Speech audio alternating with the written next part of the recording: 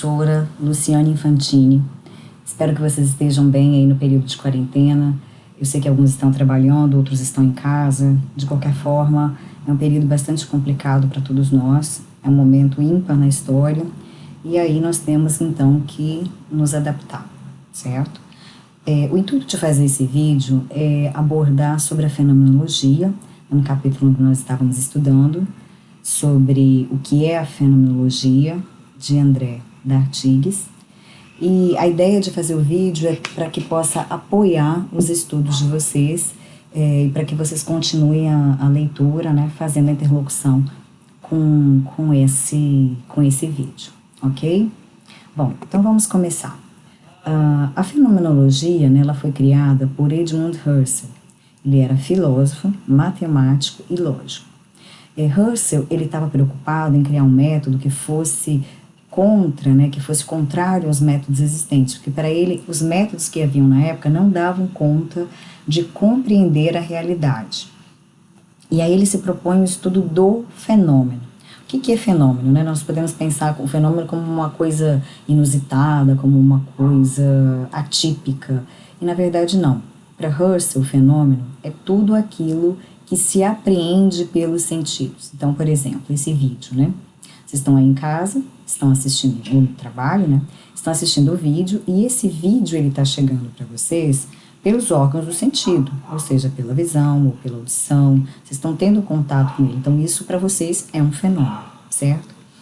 Então, a fenomenologia é um método de investigação filosófica que propõe a investigação do mundo e das coisas como se apresentam na experiência de consciência. A consciência, é importante a gente ressaltar, ela é fluida e é sempre consciência de algo.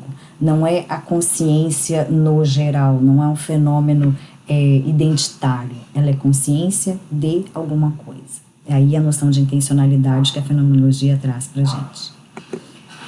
Bom, Husserl fala, né, da necessidade de um recomeço. Isso por quê? Porque, como eu estava falando anteriormente, ele viu, né, que havia, então, uma metafísica que impedia a compreensão dos fenômenos. O que é metafísica? É o estudo que vem desde lá de Platão, de Aristóteles, dos gregos, né? E esse estudo ele vai dando uma forma acabada e geral às coisas do mundo, sem compreender como que esses objetos do mundo, eles se apresentam à consciência. Então, o que o Husserl fez? Ele idealizou um recomeço para a filosofia, como uma investigação subjetiva, mas ao mesmo tempo rigorosa. Então não é por ser subjetiva que cada um vai fazer do seu jeito e vira uma coisa mais artística, né? Então é subjetiva, mas rigorosa, que se iniciaria com o estudo dos fenômenos, ou seja, né, como estes se aparentam à mente, à consciência, para encontrar então a verdade, para chegar às verdades da razão. Como eu falei, a fenomenologia, então, ela foi uma reação à eliminação da metafísica, né? E grande parte dos cientistas do século XIX, eles ainda estavam envolvidos com essas questões mais universais do conhecimento, sem dar conta de como que esses fenômenos se apresentam à consciência. Então, Husserl, né, ele coloca a fenomenologia como uma filosofia da intuição criadora. Por quê? Porque, como eu falei, é subjetivo, mas ao mesmo tempo não é único, assim, no sentido de que cada um cria essa forma de estudo. A ideia é encontrar uma visão geral, é chegar a essa intuição das coisas primeiras. Então, a visão intelectual, para ele, cria realmente seu objeto. Não uma falsificação do objeto, não uma ideia. O simulacro seria isso, né? Uma cópia mal acabada seria esse simulacro. Então, para ele, não. A visão intelectual, ela não faz uma cópia da realidade, mas ela é a própria realidade, porque é nessa relação que está o real. Então, é a evidência, essa forma acabada da intencionalidade que é, então, constituidora. O que nós percebemos aí, né? Que tanto Husserl como alguns filósofos da época estavam cansados da estreiteza das perspectivas do positivismo, ou seja, aquela visão bastante bastante objetivista da realidade, que pressupunha a neutralidade, a separação entre sujeito do conhecimento e objeto a ser conhecido, né? Então, eles estavam desconfiados também das sistematizações metafísicas, que são aquelas sistematizações, né, que vêm lá da filosofia clássica, e desejavam, então, né, aplicar o novo método a todos os domínios da ciência do espírito. Então, o que acontece? Entre esse discurso especulativo da metafísica e o raciocínio das ciências positivistas, Husserl falou, deve existir, então, uma terceira via, um novo caminho. Essas figuras que eu coloquei aí, para a gente ter uma ideia de que o século XIX foi o século considerado das ciências mesmo, século em que tudo foi visto como uma grande revolução tecnológica, como um grande recomeço, né, dessa ciência. Então ele colocava, e aí, né, a gente precisa lembrar que a ideia da época é que as ciências positivas iriam levar a humanidade ao progresso, o que acabou não acontecendo. Então havia também instituído aí, nesse período que Husserl viveu, uma certa insatisfação já com a ciência e com os desdobramentos dessa suposta neutralidade das ciências positivistas ou ciências positivas. Bom, a tarefa efetiva da fenomenologia será, pois, analisar as vivências intencionais da consciência para perceber como aí se produz o sentido dos fenômenos. O sentido desse fenômeno global que se chama mundo. Então, entendendo como que as coisas se apresentam, nós entenderíamos, então, o mundo.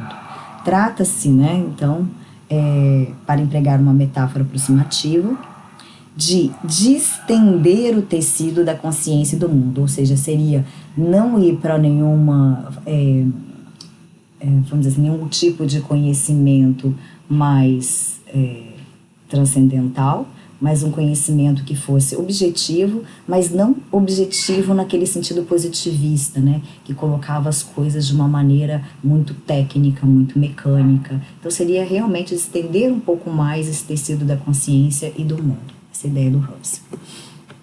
Bom, e aí tem um conceito muito importante, que é o conceito da redução fenomenológica. Essa redução fenomenológica, também conhecida como époque, alguns falam époque, é o processo pelo qual tudo é informado pelos sentidos, né, e é mudado em uma experiência de consciência. O interessante da fenomenologia, então, não é o mundo que existe, mas o modo como o conhecimento do mundo se realiza para cada pessoa. E essa redução fenomenológica, ela requer, então, a própria palavra fala, né, suspensão, né, que é essa ideia da redução fenomenológica, é justamente isso, a suspensão das atitudes, das crenças, das teorias, colocar tudo isso em suspenso, o conhecimento das coisas que nós temos, a fim de concentrar-se naquela experiência em foco. Então a ideia é chegar a essa intuição pura, né? Então os objetos da fenomenologia, eles seriam dados absolutos, apreendidos nesta intuição pura, com o propósito de descobrir estruturas essenciais dos atos, chamado noesis, e as entidades objetivas que correspondem a elas, que seria, né, então, o noema. Quais as consequências, então, da fenomenologia para a psicologia clínica? O mais importante, né, desse estudo todo é que a fenomenologia faz com que nós tentemos, né, nos atentemos à ideia de compreender a experiência do paciente, do cliente no mundo.